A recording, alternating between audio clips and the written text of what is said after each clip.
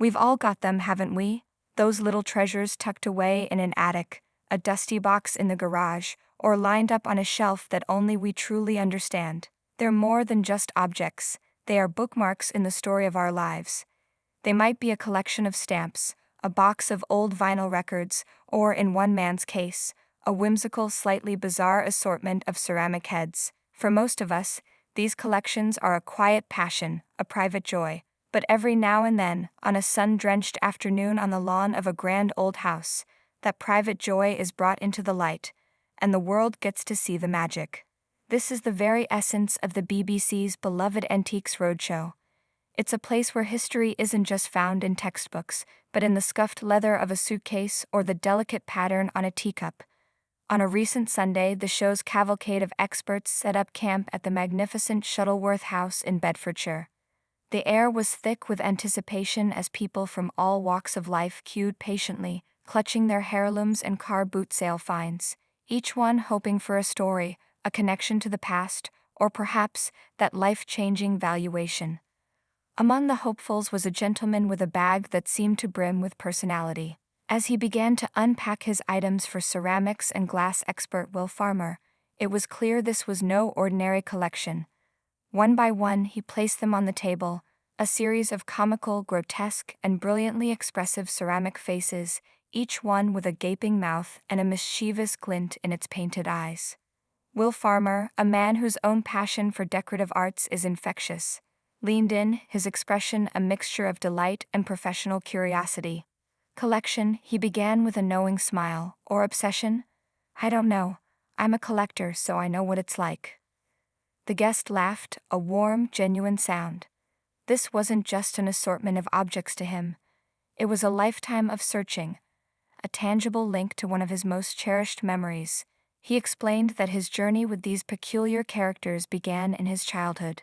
He recalled with a nostalgic softness in his voice the day his father showed him a smoking head for the first time. It was a moment of pure, unadulterated magic. His father placed a small cigarette in the figure's mouth, and to the boy's utter astonishment, smoke began to curl gracefully from its ears. In that instant, an object became an enchantment, and a lifelong fascination was born. As the guest shared his story, you could see the memory playing out in his eyes. It was a scene from a bygone era, a time before we were all so keenly aware of the health risks associated with smoking. As Will gently noted, of course, these days we're all well aware of the dangers of smoking. But it's from a time when people used to smoke, and this was what it's about.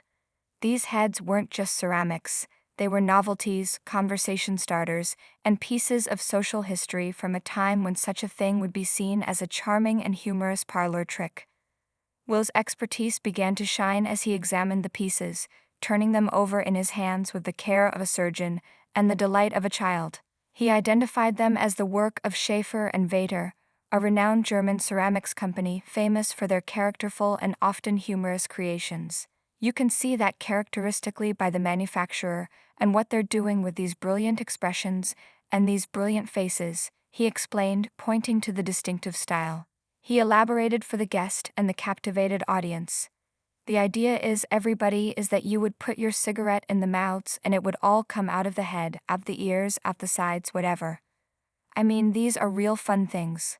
The collection was a testament to the German firm's incredible creativity and output. Their export market was enormous, which is why these quirky pieces found homes on mantelpieces all across Britain.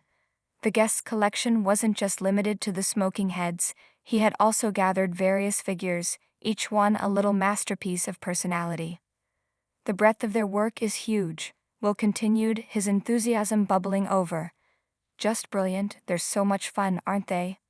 The guest nodded in agreement, his pride evident. For decades, this had been his personal quest.